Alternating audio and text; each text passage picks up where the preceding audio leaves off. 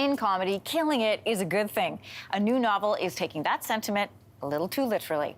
You know Brent Butt best for his comedic acting and stand-up. He is now out with his very first novel. It is not a comedy.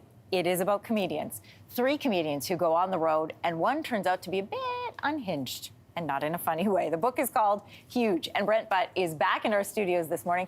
Great to have you here. Thank you. When I first heard you had a book, I was like, oh, good, something funny. And then I heard there's a bit of a dark twist. Not so funny. Give us the spoiler-free version of Huge. Yeah, that's really what it is. It's, you know, they say you should write what you know. And so this takes place in the mid-90s, 3 touring comedians, because that's when I was just on the road being a greasy nightclub comedian for all those years. And it's about 3 comedians on the road, 2 of whom do not have a disturbing capacity for violence. So yeah, it's surprised some people because it's kind of a dark, gritty psychological thriller. We've had Linwood Barclay on this show quite a few times for his novels, and I understand he gave your manuscript a once-over, and he had some feedback for you. What did he say? Yeah, some great criticism, constructive criticism. He was very encouraging, first of all. Nice. He liked the book, but he gave me some very specific ways to, especially about the first chapter. He said, you know, your first chapter is fine, but in this business, you need better than fine. Hook the reader in the first chapter, that's all you got. And so he said, go back, and it was very specific advice. He said, go back, see if you can make it weird. Find a way to make it weird and hook the reader. So I went back and I rewrote the whole first chapter based on sort of advice from Linwood, yeah, and made it, it's a much better start to the book. I love that. Is this an idea that's been sitting with you for a long time? Yeah. Really, like, because when you're on the road as a comedian, the way it works is sometimes they'll say, okay, you're in Brandon, Manitoba, and then you're going to meet a guy from Montana, and the 2 of you are going to be on the road for 3 weeks together. And you go, okay, and you meet this guy. 99 times out of 100 is fine, but every now and then you meet somebody, and it's clear this guy could be dangerous and has some weird thoughts about things. And you're driving across the Canadian prairie, and you're thinking, well, there's a lot of places you could hide my body out here.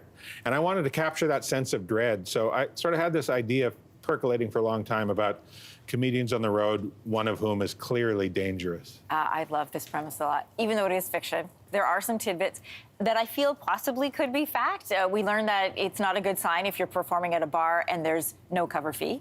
Yeah, One of the comedians says an audience decides within seconds if they like you or not. And apparently the more specific a joke, the funnier it is. So presumably, these are things that you were taking from real life. Yeah, and it was part of what I wanted to do with this book is sort of peel back the curtain a little bit about what goes into stand-up comedy, what life is like on the road, and how you look at gigs and how you look at writing material and how you have to change things based on the environment you're in. There's a lot that goes into it, and that's one of the nice bits of feedback I've had from people saying how eye-opening it is about life as a comedian on the road. And so I'm also not surprised to hear that. Like years ago, I did a documentary on young comedians and covering some of this. They're such observant people. Like they're not always the loudest person in the room, and in fact are often the quietest person in the room because they're watching everything. Comedians are on rural Canadian roads, out in the prairies sometimes, and in some cases in the middle of nowhere. So when you look back in your early days, make it or break it days, were you ever in similar situations like this? Oh yeah, there were definitely situations where myself and the other comedian left through the kitchen because we feared for our safety. Really? There are a lot of times you're playing places, you know, you're in a cowboy bar or a biker bar and they've shut the pool tables down so you can perform, and so everybody hates you because you're not playing. You're the reason they're not shooting pool. Yeah, sometimes you do the show and then the manager doesn't want to pay you, and it's a lot of like living minute by minute on the road and hoping you make it to see the next town or the next day, you know. You know, the things that you have worked on in this country are much beloved, and you yourself, I'm going to give you the last word. What are you most proud of with this latest endeavor? Well, it's a very big gear shift for me to go from, you know, basically 35 years of nothing but comedy to shift gears and get into a dark, violent, psychological thriller, and being able to bring people along in a way that they really seem to be enjoying the book. It's on the #1 national bestseller list right now. Congrats. And, you know, the response from people has been very, very encouraging. So I'm proud that I was able to take this big of a leap. We're really happy that you did it, and I'm happy it's fighting, and I'm happy that it's huge. Oh, it's getting great success. Thanks so much for coming in. My pleasure. Just a reminder, there it is. The book is called Huge.